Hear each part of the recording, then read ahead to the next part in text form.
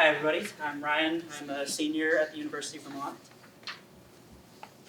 This semester has been one of the toughest of my life. I've struggled with mental health, organization, motivation, you name it. But the one overarching problem that caused all of this was that I was never asking for help. I thought I could do everything myself, and it all blew up in my face.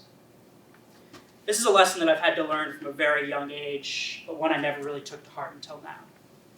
When I was a lot younger, maybe 7 or 8 years old, I was really into Legos.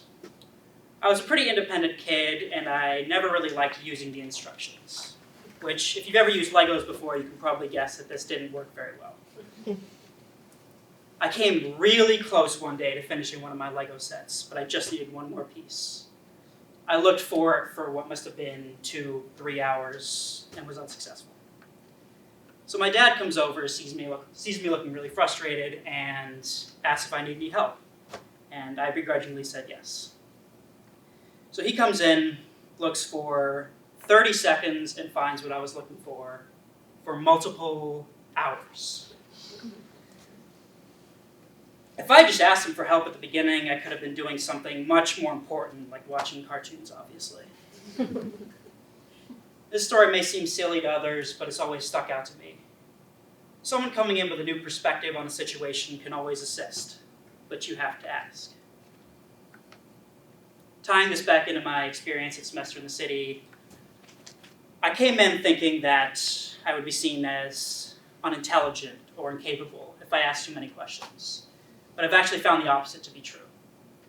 An example of this at my internship was that we would always use Slack to communicate with each other, and I never really used it that much until one day I decided to ask one of my coworkers a question.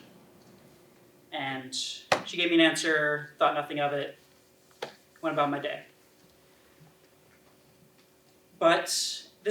She comes in the next day really excited about how I had asked a question and how she wanted me to do it more often. And this made me not only willing to ask more questions on Slack, but to people in real life and even people that I don't know.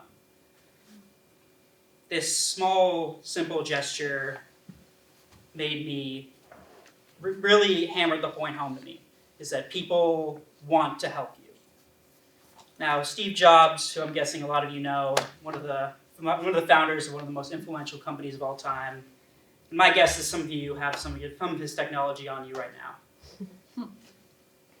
During an interview at the beginning of his time at Apple, he said, when asked about his success, he said that most people never pick up the phone and call.